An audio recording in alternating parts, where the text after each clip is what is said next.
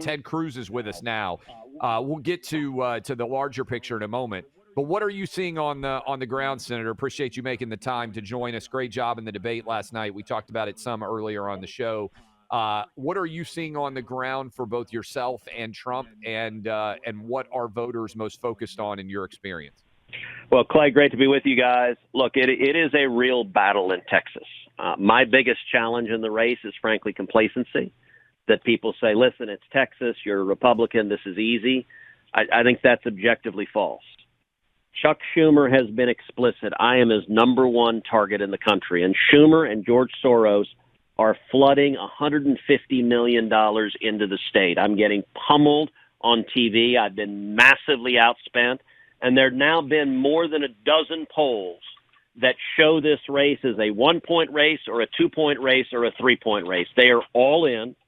And it is a battle. I'm right in the middle of a 53-stop bus tour all over the state of Texas. I'm in Wichita Falls, Texas right now, headed up to Amarillo right after that. We're crisscrossing the state, but it is a battle, and it's a 1 or 2 or 3-point state where we are being massively outspent right now. You know, Senator Cruz, we've got a lot of people listening right now who live in the great state of Texas, and I think to some of them it might even be a surprise that you're in anything even resembling a close race. I think on the one hand, you know, you've just been a fixture as a conservative senator for a while now, and people just expect you to be there. But we're here to tell them all, if you don't want your favorite TV show going off the air, so to speak, you got to make sure you actually watch. You got to show up. How can people help at this point? What are some of the groups that you'd like to see getting more activated and involved? I mean, what has to happen to make sure that we pull this across the finish line and you get 6 more years? Well, there are two things that matter enormously. Number one, if you're in Texas, come out and vote. Early voting starts next week on Monday, so come out and vote early and get your friends to vote early. Pick up the phone and call your friends, email your friends, text your sister, your son, your next door neighbor, your coworker. Get them to vote. Turnout matters enormously. And then secondly, I would ask every one of your listeners, whether you're in Texas or whether you're in any other state, go to our website. It's tedcruz.org, tedcruz.org, tedcruz.org. Go to the website and make a contribution. Give $10 or $25 or $50, or maybe you can even give $100 or $500 or $1,000. But whatever you can give, please go right now to tedcruz.org, because we are getting swamped. Schumer and Soros, look, at some level it's not complicated. If you are a hard partisan Democrat, after Donald Trump, there is nobody in the country you want to beat more than me. And so every radical left-wing Democrat gives money to my opponent. When my opponent spoke at the Democrat convention in Chicago, the entire stadium spontaneously began chanting, "Beat Ted Cruz." I was the only person that got that particular treatment. Guys, I'll tell you, I'm actually pretty proud of that. You had 20,000 hardcore radicals who I think are trying to destroy America, and they see me as one of the principal impediments standing in their way. Now, I'll tell you what happened to my opponent, Colin Allred, who is a very, very left-wing Democrat. He raised over $1 million in the next 24 hours. And so that money, he is trying to lie to the voters of Texas. He's trying to claim, run away from his record. The debate last night was all about him running away from his record. But the only way we can counteract that is with the resources to communicate my record and his record. And to do that takes your listeners going to tedcruz.org right now and giving generously at tedcruz.org. We played some of the clips from your debate last night, Senator, and it seems particularly the case that sometimes, as you well know, races can come down to one issue that just really connects with voters. It feels like Colin Allred, your opponent, his refusal to condemn men pretending to be women and playing women's sports, particularly because he's actually an athlete. Yeah. He played football. He played in the NFL, played college football. He knows better than anybody else. This is not some guy sitting in a university faculty lounge arguing about transgender issues. He knows how much BS this is. Are you seeing that cut through? Because the town hall that Trump just did with Harris Faulkner today, every woman raised her hand when she asked whether they were concerned about their daughters or granddaughters competing against men. in men's and women's sports. Are you seeing that resonate with your voters? Absolutely. It is resonating powerfully. And look, Clay, you've talked about this issue for a long time. You obviously come from the world of sports, and so you've been really vocal in taking on this lunacy and doing so early on.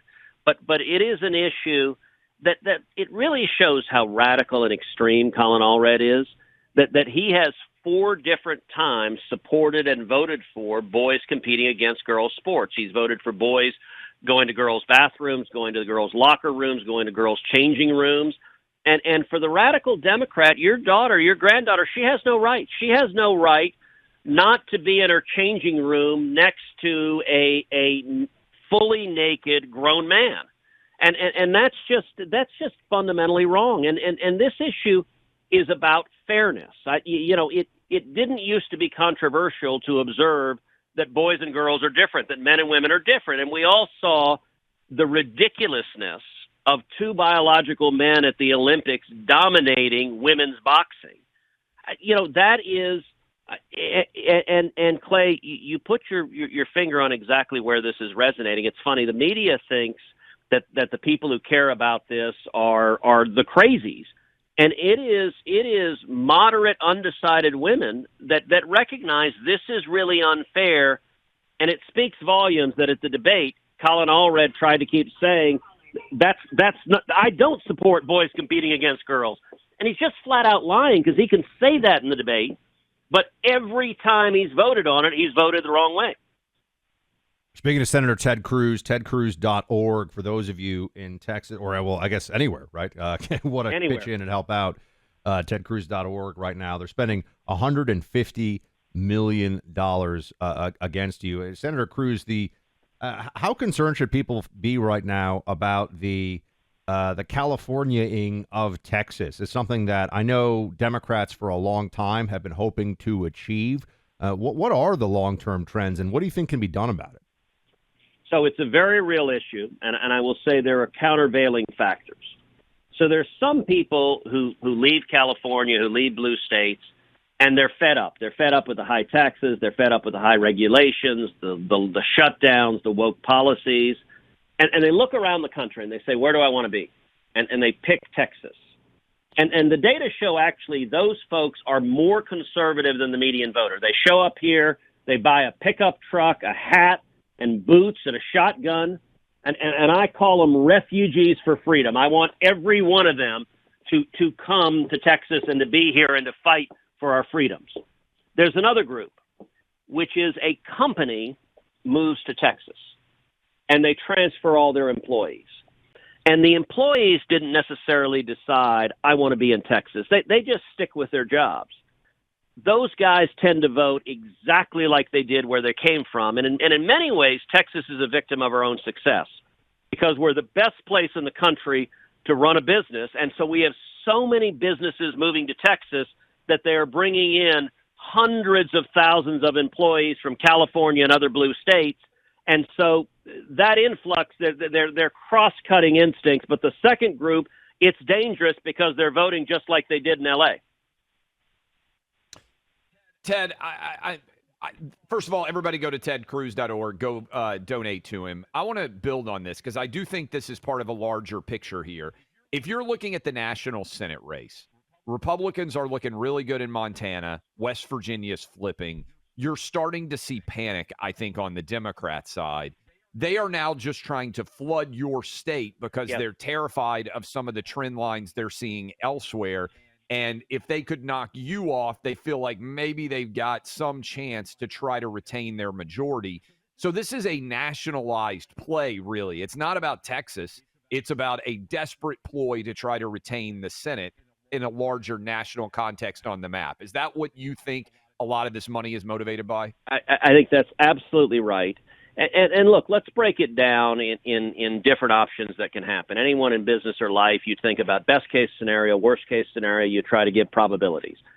All of us hope we have a fantastic election in November, that we hope that Donald Trump is reelected as president, that we win a Republican Senate, a Republican House. That would be very, very good.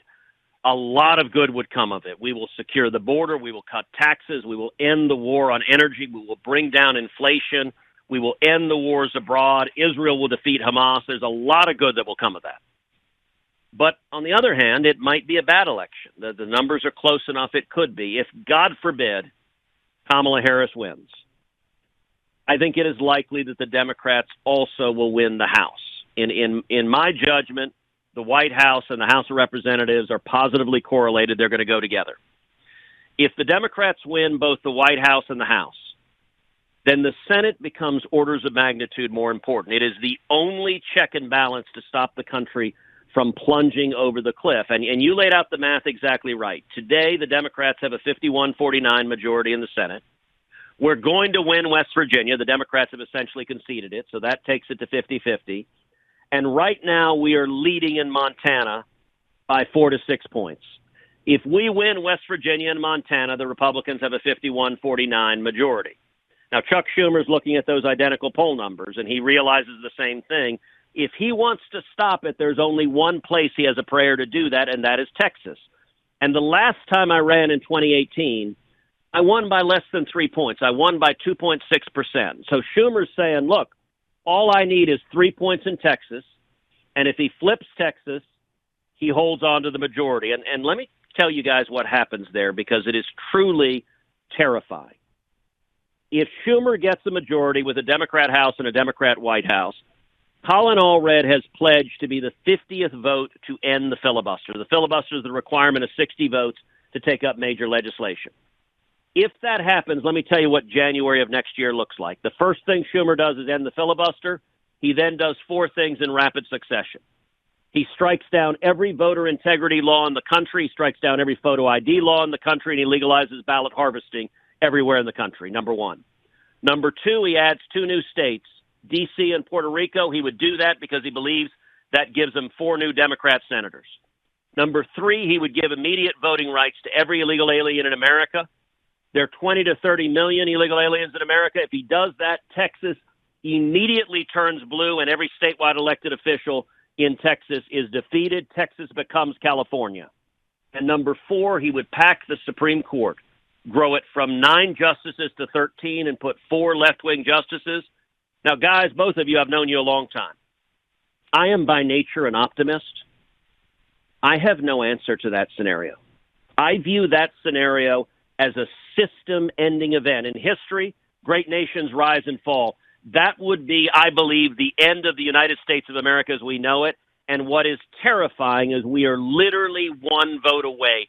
Those are the stakes of my race, and that's why I would ask folks to go to tedcruz.org right now and ensure that we don't lose and we don't go off the edge of that cliff. We Amen. have so many of you listening in Texas right now. You got to go out and vote. Do not sleep on this. Think of all the money they're putting into this. Think of what Ted has just put out there as the future if they pull off this upset through really trickery and treachery.